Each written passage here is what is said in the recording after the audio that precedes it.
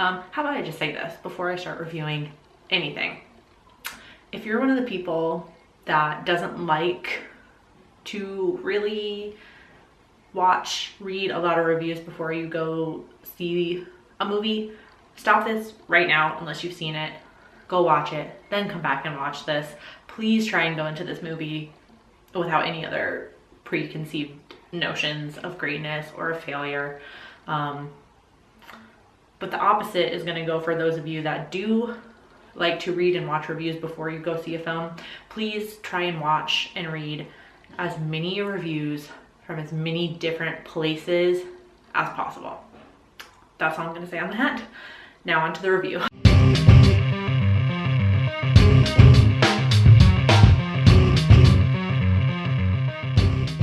Hey there, creepy peeps, and welcome to another movie review. Today we are going to be talking about, oh fuck, I don't remember how this is. XX? Double X? Is it XX? God damn it, now I can't remember how they said it in the podcast. Fuck my life. I'm gonna call it XX, and hopefully I'm not wrong.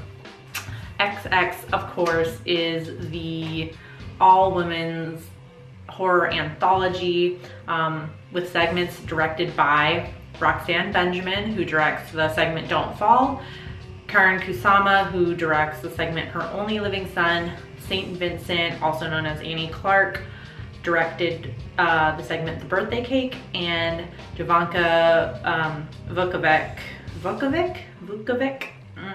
directed the segment The Box.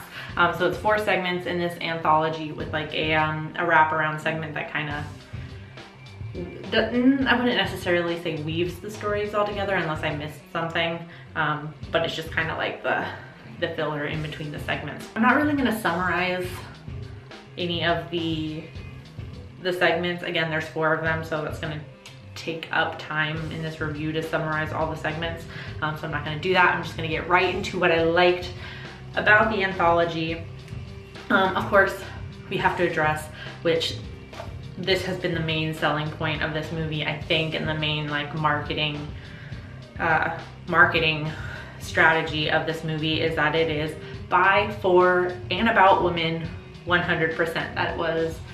That's the only requirements for this anthology, that it be directed by a woman, that it be about women, and that it be starring women. And I do like the diversity of the characters and the diversity of the stories as well. There's like some paranormal thrown in there. There's just some straight like people horror, you know what I mean? Like real horror, I guess. People horror, is that what we're gonna call it? The antithesis to supernatural horror, you know what I mean? And I should say they aren't, besides the fact that they're by, for, and about women, they're not related. Like this, it's not like Trick or Treat or something like that where the segments kind of tie into each other. It's not like that. They're all 4 separate segments. So to have such diversity in like storyline, I think is really cool in just 4 short segments. They were definitely creepy stories. All of the premises, like the concepts, were really creepy and I enjoyed them. They were well shot. They all looked really nice. And they had nice effects where applicable, especially Don't Fall. The effects in that one are really surprisingly well done for as low a budget as I understand that this movie had, so, or at least each director was given, so really impressed by that. I know there's only 4 stories, so it's harder to compare to an anthology that maybe has like 7 or 8 segments in it, but I feel like all 4 of the segments were quite solid. Like I'm sure I could pick out a least favorite one if I really thought about it and started comparing the 4, but just in my opinion, based on my personal taste, there really wasn't any segment that I thought sucked, which normally happens for me in anthology, with the exception of Trick or Treat, because that's like one of my favorite all-time movies. But any other anthology I watch, there's at least 1 or 2 segments that just don't do anything for me. So maybe that's the trick, maybe keeping it short, maybe a little shorter with the amount of stories. There wasn't any really one in there that I hated, that's good. That's rare to find in an anthology, in my opinion. So next, what I didn't like about the movie. I would have liked a lot more time in each segment, and I went and read a bunch of reviews after I saw this, and I feel like a lot of people pointed this out. The stories weren't, what's the word I want to use? Or the phrase I want to use? They weren't, there was no like, there was no resolution really, and there wasn't really a lot of exposition either. Like it just felt like, you weren't really given enough time to get to know the characters, and there was really no concrete resolution to any of the stories, really. So I feel like I would have liked it if maybe each segment had like maybe 7 or 8 more minutes each. The whole movie is only 120 minutes long. So that's already shorter than your average feature-length film. So I kind of wish each segment, excuse me, I kind of wish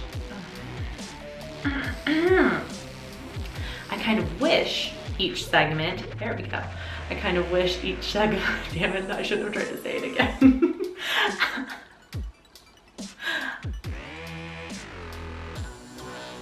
It would have been better for me if each segment had a little more time. There we go, nailed it. I think I can say this 100%. I would like to see a feature-length version of each of these shorts. Yeah, I feel pretty confident saying that. The only other probably personal gripe I have with this movie, which I didn't see in any other review that I read, so either I didn't read enough of them, which I felt like I read a lot. There were some pretty awful ones in there by some really like class A assholes that were just in there to rip it apart because it was directed by women, but that's beside the point.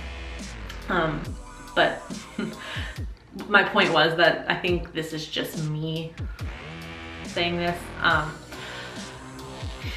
A lot of the articles I read prior to this movie coming out, obviously were like interviews with all of the directors, and you know, and of course the hot topic that surrounds this movie is the misrepresentation of women in horror, especially behind the camera. That's a big point in the whole marketing strategy of this movie, so all the directors, you know, gave their opinions on it, obviously.